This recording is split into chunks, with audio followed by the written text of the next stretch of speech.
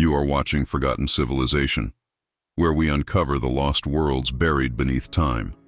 Here, we journey beyond myths and ruins to reveal the civilizations history tried to erase. From ancient pyramids to vanished cities, every story hides a deeper truth. Stay with us as we travel through the past, one mystery at a time, because history is not forgotten. It's waiting to be rediscovered. Before the first stones of Europe's cathedrals were laid, before the Aztec Empire rose in Mexico, a vast metropolis thrived in the heart of North America. Along the Mississippi River, in what is now Illinois, stood a city of pyramids, plazas, and celestial observatories, a city larger than London in its day. This was Cahokia, the largest and most sophisticated urban center north of Mexico, a place of power, spirituality, and mystery. Who built it? How did it rise to such magnificence? And why did it vanish without a trace? We uncover the lost story of Cahokia, America's forgotten pyramid city, the rise of an American metropolis. In the centuries before Columbus crossed the Atlantic, the Mississippi River Valley was home to a civilization that flourished against all expectations. Where modern-day St. Louis now stands, a grand city of earthen pyramids once touched the sky. Its people farmed the land, tracked the stars, and built monuments so vast that even today they command the horizon. This was Cahokia, a city that emerged from the fertile floodplain sometime around 1050 CE, transforming an ordinary landscape into one of the most extraordinary urban centers in pre-Columbian America. At its peak, Cahokia was the beating heart of the Mississippian culture, a network of societies spread across the Midwest and the South, all bound by trade, belief, and ceremony. Yet, among them all, Cahokia stood supreme. It was a marvel of engineering and planning, a metropolis designed with precision that hinted at powerful leadership and a complex spiritual vision. Archaeologists estimate that between 15,000 and 25,000 people lived here, making it, for a time, the largest city in North America, rivaling or even surpassing many European capitals of the same era. At the city's core rose Monks Mound, an immense earthen pyramid that still dominates the Illinois landscape, built layer by human hands. Without the aid of metal tools or beasts of burden, Monks Mound stands over 100 feet tall and covers more than 14 acres. It's estimated that its construction required over 22 million cubic feet of earth, carried basket by thousands of laborers over decades. Yet Monks Mound was not a solitary monument. Surrounding it were more than 120 mounds, each with a purpose: temples, elite residences, burial sites, and ceremonial platforms. The layout of these mounds, along with vast plazas and causeways, reveals a city planned with astronomical precision. To the people of Cahokia, the cosmos and the earth were inseparable. Their city was a living calendar, designed to mirror celestial movements. Just east of Monks Mound stood Woodhenge, a circle of massive timber posts arranged to track the solstices and equinoxes. From the central post, observers could watch the sun rise perfectly aligned with the mounds, a cosmic theater where science and spirituality became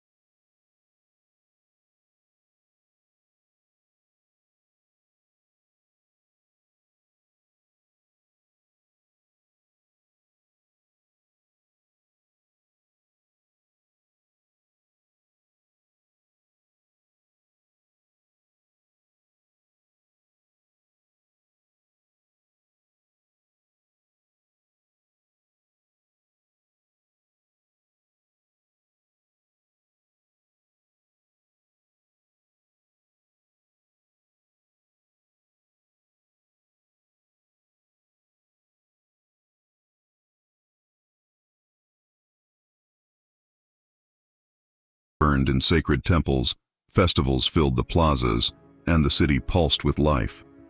Pilgrims from distant regions came to witness its ceremonies, to trade, to learn, or to serve its rulers. This was not a simple farming village, it was a cosmopolitan hub, a center of art, astronomy, and ritual unlike anything else north of Mesoamerica. But as quickly as it rose, Cahokia's brilliance would begin to fade, its monuments left behind as echoes of an age that vanished as mysteriously as it began. How did such an advanced city collapse? What forces, human or natural, brought down this pyramid civilization in the heart of America? The spiritual power and social order of Cahokia. To understand Cahokia, we must first understand its soul. This was not merely a city of mounds and markets. It was a living temple where religion shaped every aspect of life. From the moment the morning sun rose above the horizon, its light touching the sacred peak of Monks Mound, the people of Cahokia saw themselves as part of a divine order.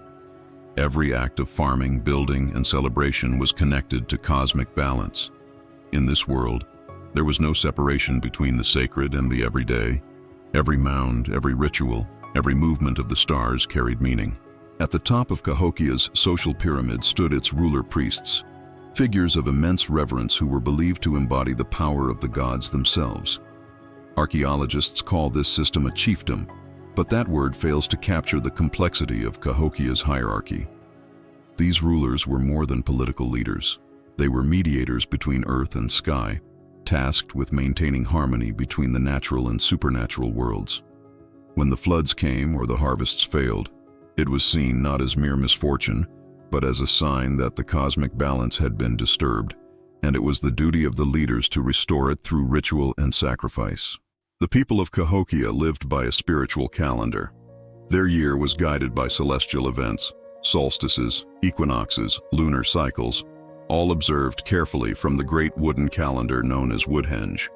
When the first rays of the summer solstice pierced through its circle, priests would stand atop mounds, offering prayers and perhaps even sacrifices to ensure the fertility of the land. The city itself was a massive living compass, its streets and plazas aligned with the sun's path, symbolizing the union between heaven and earth. One of the most striking aspects of Cahokia's spiritual life was the presence of ritual sacrifice, especially human sacrifice. At Mound 72, archaeologists uncovered a burial unlike any other in North America. At its center lay the remains of a high-status male, adorned with thousands of shell beads arranged in the shape of a falcon, a sacred symbol of power and resurrection. Around him were more than 250 additional burials, including young women and attendants who may have been sacrificed in his honor. Their placement, the goods interred with them, and the layers of earth suggest a carefully staged ritual of death and renewal, one that reflected the city's belief in life's eternal cycle. To modern eyes, this may seem brutal, but for the people of Cahokia, it was an act of cosmic duty, sacrifice given to maintain balance, to ensure the sun would rise again and the earth remain fertile.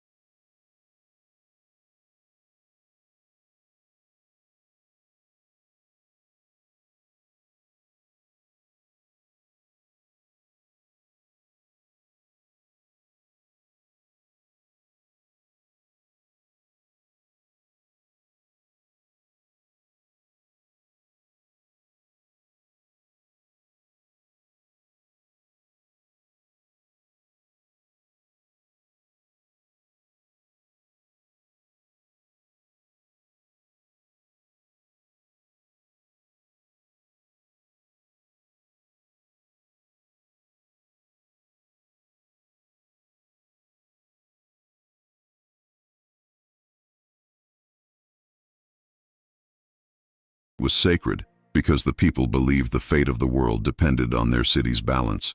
The ruler was not just a man, but a bridge between this world and the next. The mounds were not just hills, but stairways to the sky. In every sense, Cahokia was a cosmic engine, powered by faith, organized by hierarchy, and maintained by ritual. It is here, in this intricate web of belief and control, that we see both the brilliance and the fragility of Cahokia. For as the city reached its height of spiritual power, it also became more vulnerable. Its faith bound its people, but it also chained them to a system that could not easily adapt. When the balance shifted, when nature rebelled or the gods seemed silent, the people's faith would be tested to its core. The mounds still stand today, silent and solemn, their surfaces covered by grass and time. But if you look closely, you can still sense the pulse of that sacred order, the drumbeat that once echoed through the plazas, the chants that rose toward the morning sun. For the people of Cahokia, life itself was a ceremony, and the city was their altar. The life and economy of Cahokia, the heartbeat of a civilization. To understand the true power of Cahokia, we must step down from the sacred mounds and walk among its people, to hear the sound of the marketplace, to smell the smoke from earthen hearths, to witness the rhythm of daily life that sustained this colossal city. For while its rulers prayed to the heavens, it was the labor of ordinary men and women that gave Cahokia its strength. At its peak, around 1100 CE, Cahokia was the beating heart of a vast network that spanned much of the North American continent. Its influence stretched from the Great Lakes to the Gulf of Mexico, from the Appalachian Mountains to the Great Plains. Goods, ideas, and symbols flowed through this ancient metropolis like blood through arteries. Archaeologists have found copper from the Great Lakes, shells from the Gulf Coast, obsidian from the Rocky Mountains, and mica from the Appalachian foothills, all gathered in the city's plazas and workshops. Each material carried meaning, each trade route a connection in an invisible web of power. Picture a scene from one of Cahokia's bustling markets. The plaza hums with life. Traders spread blankets on the ground, displaying pottery, stone tools, woven baskets, and ornaments of shell and copper. Women barter for goods, children run through the dust, and the air carries the scent of maize and roasted meat. Overhead, the sacred mounds rise like watchful sentinels, reminders that commerce and spirituality are never far apart. The people speak many dialects, for Cahokia was not a single tribe but a cultural crossroads, drawing communities from far and wide. The city was, in essence, a North American Babylon, a gathering of peoples united by trade and belief. Cahokia's economy was built on maize agriculture, a crop that transformed the landscape and sustained the population. The fertile floodplains of the Mississippi provided ideal conditions for farming, and the Cahokians mastered the art of cultivation. Women tended the fields, growing maize, beans, squash, and sunflowers, crops known collectively as the Three Sisters, which provided balanced nutrition and restored soil fertility. The surpluses produced here fed tens of thousands and supported the construction of the great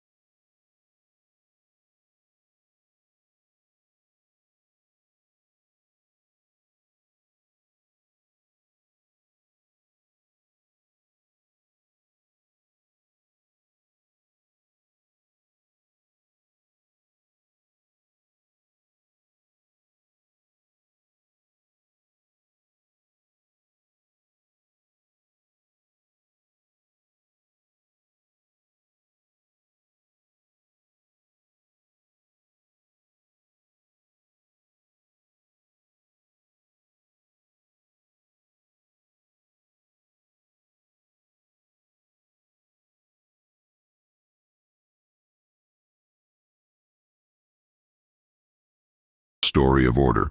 Waste was managed carefully, with organic matter often reused or buried methodically.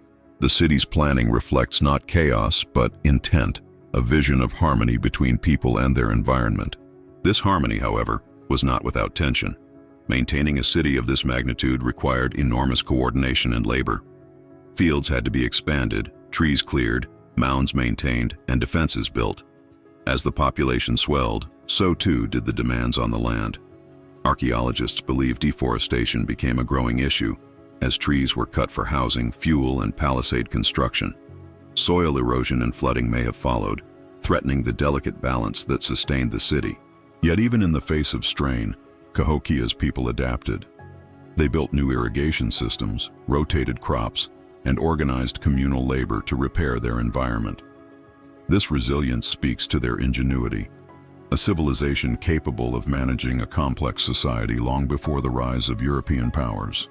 But perhaps the most fascinating element of Cahokia's economy lies not in its material wealth, but in its symbolic economy, its system of meaning and prestige. The elite controlled not only food and goods, but symbols and stories. Shell gorgets carved with birds of prey, copper plates depicting solar deities, ceremonial pipes shaped like animals, all were expressions of ideology. By wearing and distributing these sacred items, the rulers reinforced their divine connection and authority. Power in Cahokia was spiritual as much as material.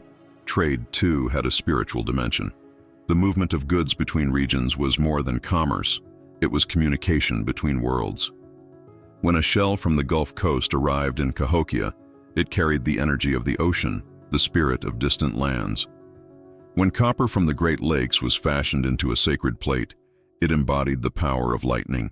To the people of Cahokia, these objects were alive. They were conduits of supernatural force, part of a network that linked the city to the cosmos itself. And perhaps that is what made Cahokia truly extraordinary. It wasn't just a city that produced wealth. It was a city that transformed meaning into power. Its economy was as much about belief as it was about trade. Its markets were temples, its goods were offerings, and its people were participants in a sacred drama that had unfolded for generations. By the time the city reached its zenith, Cahokia had become more than a settlement. It was the economic, political, and spiritual capital of an entire continent. Tens of thousands lived under its influence, its symbols recognized across vast distances. It was, in every sense, America's first metropolis, a place where art, faith, and labor united to create something magnificent and enduring. But as history shows, every empire has its limits. Even the most radiant civilizations face the weight of time, the pull of change, the pressure of the earth that gave them life. And so, as Cahokia's towers of soil rose toward the heavens, unseen cracks began to form beneath them, a slow unraveling that would one day turn the great city to silence. The fall and disappearance of Cahokia, collapse of an empire. Every civilization carries within itself the seeds of its own decline, and Cahokia was no exception.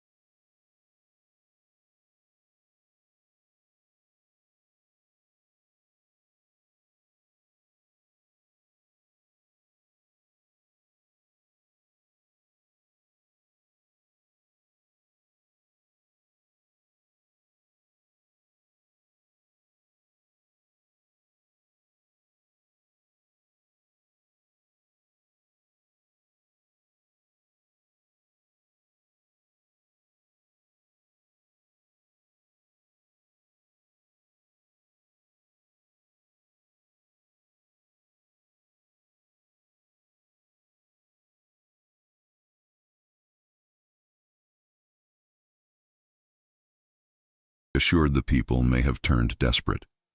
Some archaeologists have found evidence of human sacrifices during Cahokia's later years, grim ceremonies that suggest a society trying to restore balance through blood and fear. What had once been a symbol of harmony may have become a theater of desperation. Meanwhile, external pressures grew. As trade networks shifted, other regional centers began to rise, competing for influence and resources. Evidence suggests that smaller Mississippian cities, once allied to Cahokia, began to turn inward, severing ties with the great capital. Political fragmentation set in. Where once there had been a vast network of cultural unity, there now emerged isolation and rivalry. The flow of goods that had once connected distant lands slowed to a trickle. Without trade, Cahokia's markets faltered and its symbolic power weakened. There is also evidence that violence erupted during Cahokia's later years. Excavations have revealed fortified palisades surrounding the central city, massive wooden walls built not for ceremony, but defense. Charred remains of buildings and signs of warfare hint that internal conflict or attacks from neighboring groups may have shaken the city. Whether these conflicts were the result of rebellion, invasion, or both, we may never know. But they point to a civilization in crisis, struggling to hold itself together as old systems failed. Climate, too, played a cruel role. Around 1200 CE, the region entered what climatologists call the Little Ice Age, a period of cooling temperatures and unpredictable weather. Droughts followed by floods made farming unreliable. Food shortages may have become frequent, and disease likely spread in crowded conditions. For a city dependent on agriculture, such instability was catastrophic. The once prosperous granaries that fed thousands might have turned into empty monuments of a vanished abundance. As the population declined, so did the grandeur of Cahokia's sacred spaces. The great plazas grew overgrown, the temples fell into disrepair, and the elite mounds ceased to rise. One by one, the people left, some migrating downriver toward the Gulf Coast, others northward into the forests and plains. They carried with them fragments of their culture, their beliefs, their art, their stories. Over generations, those fragments blended into the traditions of new peoples, the tribes that European explorers would one day encounter centuries later. By 1350 CE, the once mighty city of Cahokia was abandoned. The wooden palisades rotted away, and the earthen mounds, stripped of their sacred fires, were reclaimed by grass and silence. The Mississippi continued to flow, indifferent as always, erasing the footprints of those who had walked its shores. The city's story faded into myth, its memory buried beneath centuries of soil. And yet, the spirit of Cahokia never truly disappeared. When settlers and archaeologists rediscovered the site in the 19th century, they were astonished by its scale. How could such a city have existed in pre-Columbian America, with no written records, no stone monuments, no known empire to claim it? The discovery challenged the Eurocentric myths that had long denied the sophistication of Native American societies. It forced a reevaluation of what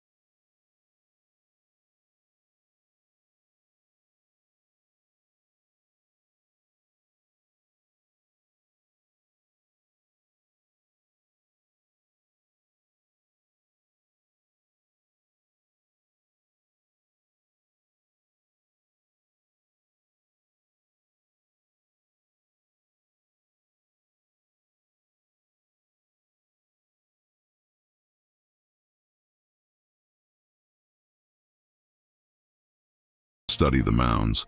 They could not believe that Native Americans, people they saw as primitive, had built something so monumental. Some claimed the mounds were the work of a lost race, perhaps survivors of Atlantis, perhaps ancient Egyptians, or even visitors from another world. These wild theories were not born from evidence but from prejudice, reflecting an unwillingness to credit indigenous peoples with the ability to create complex societies. The myth of the Mound Builders as a vanished race persisted for decades, clouding the truth behind these ancient earthworks. It wasn't until the late 19th and early 20th centuries that archaeology began to set the record straight. Excavations revealed tools, pottery, and artifacts unmistakably linked to Native American craftsmanship. The evidence was undeniable. Cahokia was not the creation of a lost race. It was the achievement of Native American genius. The Mound Builders were the ancestors of tribes whose descendants still live today. Their city, their monuments, their culture, all were proof of a civilization far older and more sophisticated than most had imagined. When researchers began to map the site, they realized the sheer scale of Cahokia. Covering more than 6 square miles and containing over 120 mounds, it was larger than many medieval European cities of its time. Monks Mound alone, the massive earthen pyramid that dominates the site, contained an estimated 22 million cubic feet of soil, moved entirely by human hands, using baskets and simple tools. This was not a primitive settlement, it was an engineered marvel. Surrounding Monks Mound were broad plazas, smaller mounds, ceremonial structures, and evidence of neighborhoods arranged in careful order. Cahokia was a city built with purpose, design, and vision. One of the most profound discoveries came in the form of Woodhenge, the enormous circular arrangement of red cedar posts that once stood west of Monks Mound. Archaeologists determined that these posts aligned perfectly with the movements of the sun during solstices and equinoxes, proving that the Cahokians were skilled astronomers. They had tracked the heavens to guide their agricultural cycles and rituals, just as the builders of Stonehenge had done across the ocean centuries earlier. Further excavations unearthed evidence of Cahokia's social hierarchy, elite burials, ceremonial artifacts, and structures suggesting organized governance. Perhaps the most striking was the burial mound 72, where archaeologists discovered the remains of a man believed to be an elite leader, surrounded by elaborate grave goods, thousands of shell beads arranged in the shape of a falcon, sheets of mica, and copper ornaments. Nearby lay the remains of more than 250 others, some sacrificed in rituals of power and devotion. This single mound encapsulates both the glory and the darkness of Cahokia, the heights of artistic and spiritual achievement, and the depths of human cost that sustained it. By the 20th century, Cahokia had finally begun to receive the recognition it deserved. In 1982, it was designated a UNESCO World Heritage Site, joining the ranks of global landmarks like the Pyramids of Giza and Machu Picchu. Today, visitors can walk its grounds, climb Monks Mound, and gaze across the same landscape that once teemed with life nearly 1,000 years ago.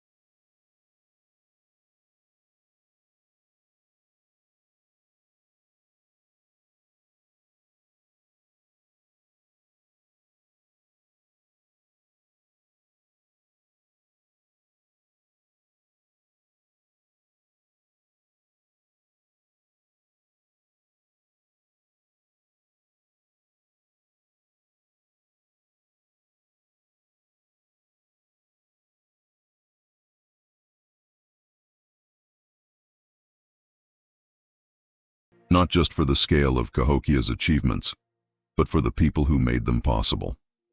They built with their hands and their hearts, guided by stars and stories.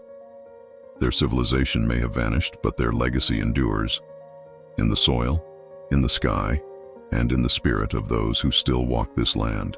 Cahokia is more than history. It is a reminder that greatness can rise from the simplest materials, that knowledge can thrive without writing, and that the human spirit, no matter where it takes root, has always sought to reach for the heavens.